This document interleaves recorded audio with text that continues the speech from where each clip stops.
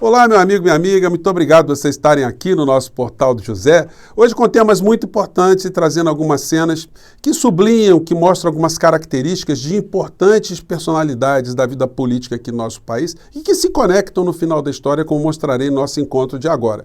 Hoje, mais cedo, o presidente Lula concedeu uma entrevista para o canal 247. Ele discorreu sobre uma série de assuntos. Eu fiz aqui uma pequena resenha e, como resumo, eu posso dizer para vocês que, basicamente, ele tratou de questões programáticas, uma vez que nenhuma medida concreta sobre algum assunto concreto foi apresentada. O governo está se organizando ainda para apresentar uma série de medidas, sobretudo as da área econômica, que serão propostas, serão colocadas ao debate após o retorno do presidente da República com a comitiva da viagem que fará à China. Mas o que a imprensa mais salientou desse encontro, dessa entrevista, foi um momento onde ele chorou e citou ali o ex-juiz Sérgio Moro, agora senador da República. Ele citou ali um palavrão e isso ganhou mais ênfase, né? O choro foi devido a agruras que ele passou, a situações do passado ao tempo que ele estava preso. Ao mesmo tempo, o ex-presidente Jair, foragido, também chorou, mas esse não chorou por agruras, por sofrimentos passados. Esse chorou de medo da cadeia que está se apresentando no futuro. Não é por outra razão que ele não vem ao Brasil, não é que ele não retorna ao Brasil. E no meio dessa história toda, eclodiu o personagem, o senador Moro, também mostrando que tem uma capacidade intelectual de compreender algumas coisas muito limitadas, né? Ou simplesmente ele que entrou na vida política pela porta dos fundos da maldade, né? Está cada vez mais mergulhando nesse lodaçal, né, da iniquidade aqui do nosso país. Pois bem, vou conversar com vocês sobre essas questões todas, mas antes de mais nada, quero convidar você que está chegando agora no nosso portal e não nos conhecia, a se inscrever, você que é muito bem-vindo. Conheça os nossos outros vídeos, compartilhe, dê seu joinha, é sempre muito importante a gente sempre fazer esse pedido aqui no nosso canal, nosso espaço, porque senão as pessoas acabam esquecendo, né? Se puder, se inscreva também no nosso clube de membros, que é uma forma adicional de você ficar mais engajado aqui conosco, e não esqueça de dar o seu positivo, o seu joinha, porque ajuda a gente a chegar também a mais pessoas, além dos seus comentários aqui, que são sempre lidos e são sempre considerados. Gente, muitos assuntos, né? Hoje mais cedo, eu mostrei para você que acompanha o nosso portal uma resposta que a Procuradoria-Geral da República deu a uma representação que eu fiz contra o ex-presidente Jair sobre aspectos criminais e civis de uma atitude, de um ato que ele fez, que foi a utilização de uma aeronave, um avião a jato da Força Aérea Brasileira para fins pessoais. E aí, a Procuradora da República, a subprocuradora, ela me respondeu que basicamente não tem problema nenhum, né? E é muito estranho, né, esse tipo de fala, de resposta da subprocuradora. E isso vai merecer outros debates, né? O que é que motiva esse tipo de entendimento de uma pessoa qualificada de desconhecimento total da Constituição brasileira? Disse ela aqui. Também cumpre esclarecer que os fatos aventados na presente representação não evidenciam conduta ilícita por parte do averiguado, haja vista que inexiste vedação à conduta. Então quer dizer que o artigo 37 da Constituição Federal, que diz que o administrador público, o servidor público, tem que agir obedecendo princípios constitucionais da legalidade, impessoalidade, moralidade, publicidade e eficiência, isso não vale. Então quer dizer que qualquer administrador público no nosso país, no final de mandato, pode pegar um Boeing, pode fretar um avião para se divertir, para ir para algum festival exótico? Bom, eu estou preparando aqui um recurso sobre esse tipo de entendimento da PGR, porque, pelo amor de Deus, gostaria de até encontrar a procuradora um dia e perguntar: doutora Lindora, fala sério, pegar um avião só de ida, ainda tem essa, né? Para fins pessoais, isso o servidor público pode fazer? Então, pois bem, né, gente? Você já sabe mais ou menos quais são as respostas dentro do campo da lógica, da racionalidade que deveriam ser dadas, e não essa aqui, que é a procuradora, a senhora vice-procuradora-geral da República, Lindora Maria Araújo, disse, né? Pois bem, em relação à entrevista do presidente Lula, né, o momento aqui que foi pensado foi esse aqui, né, que os veículos estão sublinhando mais. Vamos lá. Uma coisa que eu tinha muito orgulho, que eu nunca contei isso, mas, por exemplo, de vez em quando ia um procurador, entrava lá de sábado ou de semana para visitar se estava tudo bem. Entrava 3 ou 4 procuradores lá e perguntava tudo bem, falava, não está tudo bem, só vai estar bem quando eu fuder esse muro. Sabe? Não, vocês cortam a palavra fuder. É quando eu falava assim, olha, quando eu estou aqui para me vingar dessa gente. Sabe? Eu falava todo dia que ele visitava lá. Se prepara, entrava um delegado, eu falava a mesma coisa, se prepara. Gente, é claro que a interpretação lógica, racional que a gente tem que fazer desse tipo de fala é de uma pessoa que está presa e que está vendo que a sua prisão, ele considera a sua prisão injusta e a sua permanência ali já é uma espécie de vingança. Ou será que alguém vai interpretar, não, quando eu vou sair daqui vou matar todo mundo, vou fazer maldade com todo mundo, vou perseguir todo mundo? Alguém que está preso, alguém que estava longe de um processo de disputa eleitoral. Então, só a pessoa totalmente desvirtuada da mente é que pode interpretar isso, senão não é a fala, a força de expressão que o presidente Lula fez, né? E aí a gente se depara com essa cena aqui. Enquanto o presidente Lula derramou lágrimas pelas coisas do passado, a gente vê os covardes, os fujões, derramando lágrimas com medo do futuro. Bolsonaro entra na posse de Michele no PL via satélite, né? Via celular, por vídeo.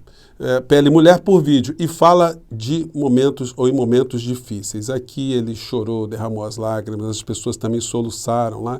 Eu não vou nem colocar a cena para vocês, gente, porque, enfim, eu já sei que vocês não gostam, tá aí, vou deixar o link, quem quiser ver as lágrimas de crocodilo, de alguém que está com muito medo, enfim, fiquem à vontade. Mas tem uma aqui que eu acho que é interessante a gente reverberar, que é a fala do juiz Moro, né? Porque ela revela muitas coisas de um caráter de uma pessoa, né? Eu vou colocar aqui e a gente comenta na sequência. Vamos ver. Ele falou sobre essa fala, ele fez um comentário sobre a fala do Lula. Vamos lá. A fala do presidente Lula é uma fala de baixo calão, utilizando termos grosseiros. Pô, ele ficou chocado com a palavra, ou palavras de baixo calão, hein? Ele que foi ministro do Bolsonaro. Ele não se incomodava com as falas do Bolsonaro, que não só eram de baixo calão, mas como eram também falas criminosas, antirrepublicanas.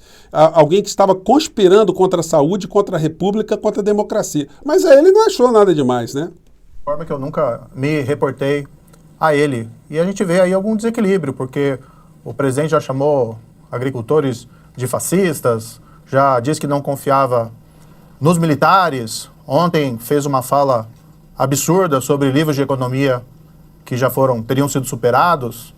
E o que a gente percebe é uma tentativa de diversionismo em relação às falhas do governo. Vejam só essa semana. As falhas do governo que não completou nem 3 meses, né? Parece que, do jeito que ele fala, parece que já temos 3 anos de governo. Foi prometido a semana inteira que ia ter uma âncora fiscal, que ia ser lançada uma âncora fiscal. Isso foi colocado como uma expectativa para ser divulgado antes da reunião do Copom, do Banco Central, e aí nós tínhamos uma perspectiva de redução de juros. E no final, não teve nada, não foi apresentada essa âncora fiscal, que novamente é postergada, e os juros continuando alto, matando aí o crescimento econômico, mas principalmente em razão desse descontrole fiscal. Então, o descontrole fiscal é desses 2 meses, é isso aí que aconteceu, né? A falta da âncora fiscal que está botando os juros de 13,75. Gente, ou isso é um mau caratismo, ou a ignorância é muito grande, ou uma vigarice, ou tudo junto ao mesmo tempo, né? Me desculpe se você gosta aqui do ex-juiz. Eu repudio veementemente, acho que o presidente feriu a liturgia do cargo. O presidente feriu a liturgia do cargo, hein? Poxa. Palavreado de baixo calão. E simplesmente a gente tem que questionar, principalmente quando isso é utilizado como forma de desviar o foco em relação às falhas e os fracassos do governo atual. Senadora. É um negócio impressionante, hein? O governo já é um fracasso com menos de 3 meses, né, gente? Bom, tá aí, você mesmo tire as suas conclusões no meio dessa história. Hoje, mais cedo, inclusive, eu coloquei aqui para vocês essa matéria aqui do Estadão. Taxa de juros do Brasil é chocante e equivale à pena de morte, diz Stiglitz, Nobel de Economia. Então, o senhor Moro, ele tem que ler um pouquinho mais, né, para poder emitir alguns conceitos. Mas, enfim, alguém que entrou na política pelas portas dos fundos, não podíamos esperar outra coisa. Bom, entrevista do Lula. Ele falou que vai voltar a economia, vai fazer a economia voltar a crescer. questão programática, mas ele está determinado com isso. Vai voltar com as parcerias públicos-privadas, que vai proporcionar no governo dele crédito melhor. Enfim, várias questões programáticas, como eu disse aqui para vocês, para que vai lutar para recuperar o poder de compra da classe média. Enfim, reclamou dos juros mais uma vez, falou da autonomia do Banco Central. Eu discordo dele de uma forma muito profunda, né, dele achar que a autonomia do Banco Central é indiferente, e nós vemos que o Banco Central está junto com o governo, com as políticas públicas, é muito importante para que se tenha uma unidade, porque se isso tivesse acontecendo, hoje a gente não teria mais esses problemas dos 13,75.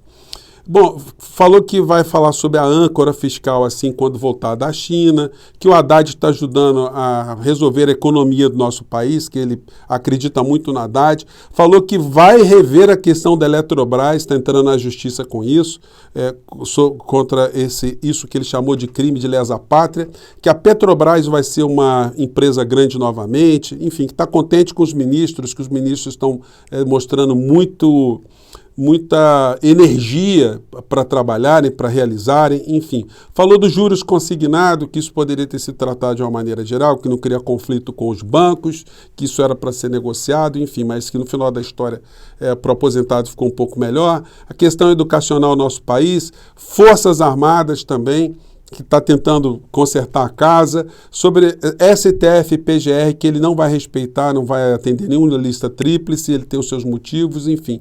E falou de outros assuntos também. No final da história, como eu disse para vocês, foi uma entrevista onde as questões programáticas foram colocadas ali, como se a gente estivesse ainda num processo, né, pós-eleitoral, acertando ali as coisas para o governo decolar.